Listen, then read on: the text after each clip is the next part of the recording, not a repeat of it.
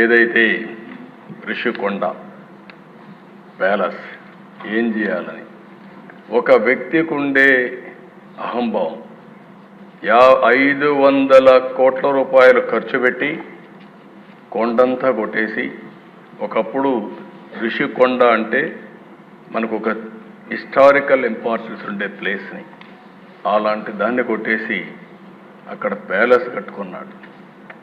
ఆ ప్యాలెస్ కట్టుకోవడం ఇప్పుడు వాళ్ళ నాయకులు చెబుతున్నారు. ఎందుకు కట్టారంటే ప్రధానమంత్రి ప్రెసిడెంట్ ఆఫ్ ఇండియా వస్తారంట, వాళ్ళ కోసం నేను ప్యాలెస్ కట్టాడంట. అంటే ఇంకా మనం అందరం నమ్మాలి అధ్యక్ష. అంటే ఈ రాష్ట్రంలో ఎక్కడికి పోతుందో నాకైతే అర్థం కావడం లేదు. శాశ్వతంగా కొంతమంది నాకు వచ్చి చెప్పారు, ఓసారి ఒక్కొక్క వ్యక్తి ఏ విధంగా తలుస్తారు, భగవంతుడు ఏ విధంగా నిర్ణయిస్తాడు అనేది ఇది ఒక ఉదాహరణ దిశ.